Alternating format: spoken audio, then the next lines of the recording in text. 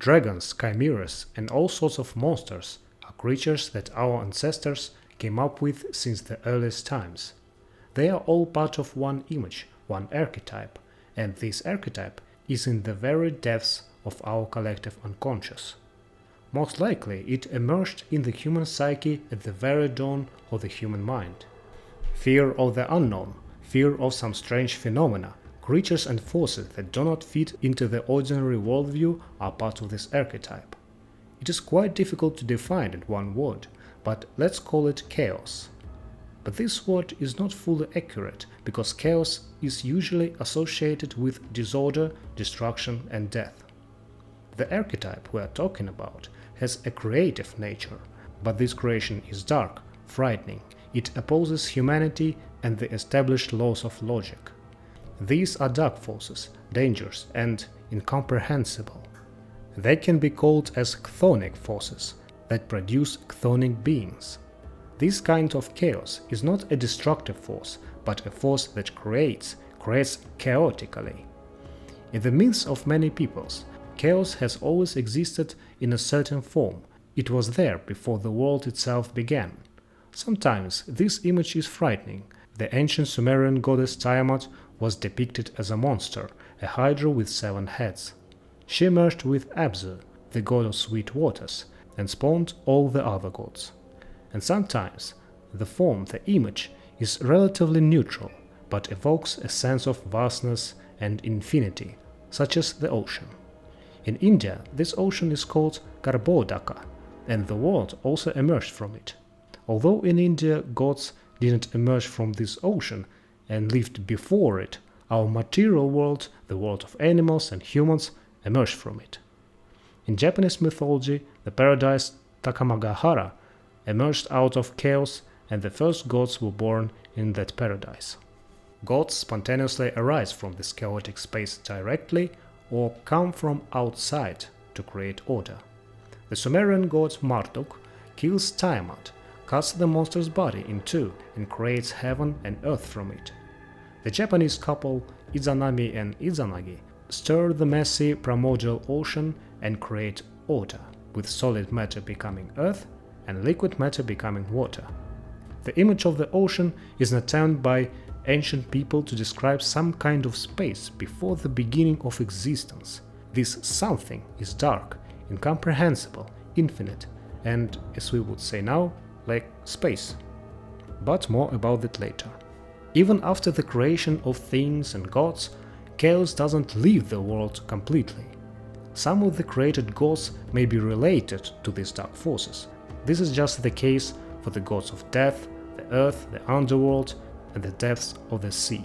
One of the names of Gaia, the Greek goddess of earth and creation, is Chthoniya. Chthoniya is the dark aspect of the goddess, and she gives birth not to beings of order, but to beings of chaos that do not belong to our world.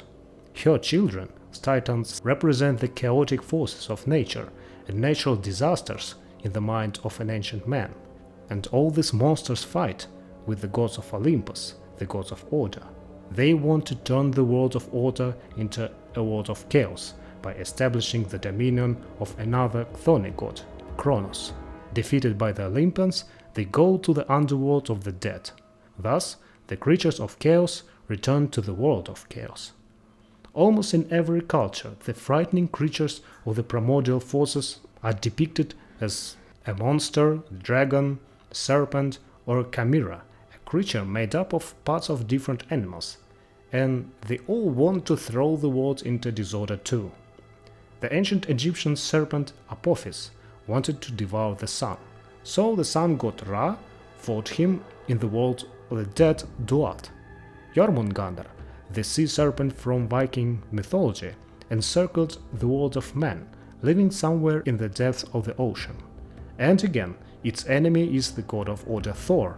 They will fight when the end of the world comes.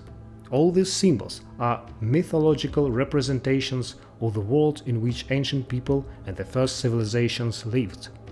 The world was seen as a kind of bubbling chaos. Its laws are incomprehensible. It can both give something new to people or take things away.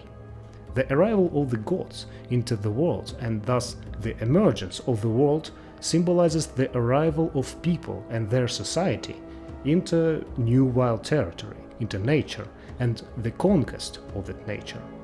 The conquered nature and its incomprehensible laws now become more comprehensible and more predictable.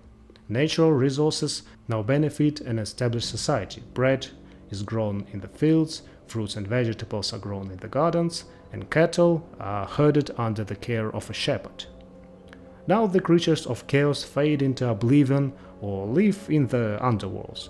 Nature is not controlled by the terrible Chthoniya, but the fertile Gaia, the goddesses Demeter and Hera, who, quote-unquote, govern the agricultural processes and are prayed to in case of a bad harvest. But sometimes a bear or a tiger may come into the village from the forest or a crocodile from a river, and these events were a reminder to ancient people that monsters are still around and human society is still threatened by the forces of chaos. In the individual human unconscious, chthonic forces are associated with a fear of encountering something new, unknown and dangerous. Monsters, evil spirits and chimeras, which frightened ancient people, were nothing more than a product of their imagination. But there was a reason why the imagination drew these monsters. The archetype already existed in the human psyche. If you go into the woods one night, especially without a flashlight, you will begin to feel irrational fear. You may even see something in the dark in front of you. The same feelings arise if you go down into a cave alone or go swimming in a lake at night. Who knows what creatures might be waiting for you at the bottom of that lake, or among the stalagmites, or among the dark trees. Such fears unconsciously take over even us, educated people of the 21st century, let alone those of the past. By the way, a person who finds himself in a deserted place at night experiences not only fear but also a different and interesting state, which we will talk about in another video, when I will describe the cave archetype. If we talk about chaotic forces in modern culture, of course it is full of all kinds of such creatures. Horror books, movies and computer games show us various creatures not from this world that must be defeated by a hero. The hero, of course, represents the human individual and their conscious part, which they control well in their daily life, as well as the image of a civilized society. And the monster he defeats is the uncontrollable, unexplored part of the person, often representing the animal nature and the forces of chaos. A person feels the need for such stories because by seeing the protagonist's victory over some monster, a person associates themselves with the protagonist and defeats their inner demons. Speaking of chthonic gods and monsters in 21st century imagery, the most important one, in my opinion, was Howard Lovecraft, who had the strongest influence on the expression of this archetype into our world and whose work still inspires many artists today. What he wrote about was the return of these old chthonic forces to our civilized modern world.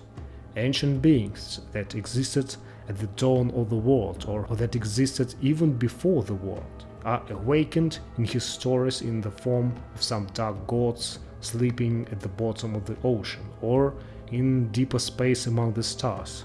These gods of chaos are worshipped by cultists, aliens, or frightening sea people. Some of these beings have always existed on Earth, but humans knew nothing about them before they were discovered by chance by a protagonist. By the way, a Lovecraftian hero is always a well-educated city dweller with a scientific view on the world, whose sense of reality shatters as he encounters the gods. It is as if Mr. Lovecraft takes us back from the comfortable world of rationality and civilization back into the primordial horror, the lack of understanding of what is going on, and all these feelings give rise to superstition.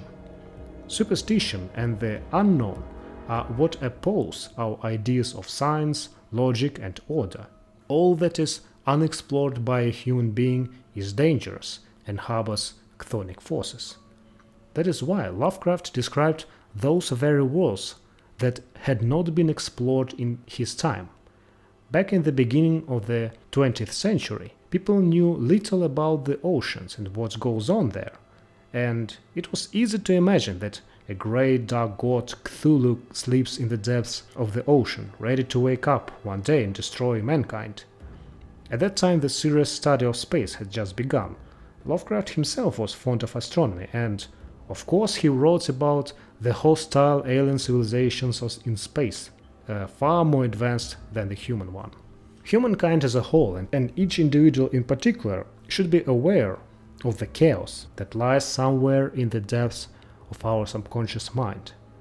The ability to understand and accept this chaos is a good way of avoiding terror and despair when confronted with it.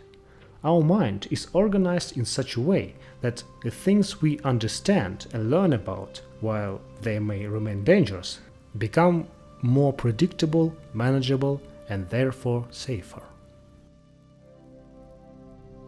If you like the video, hit the like button, leave a comment below, share this video, and of course subscribe to my channel for some new cool videos about archetypal psychology, myths, dreams, and all the interesting and mysterious stuff about human mind and culture.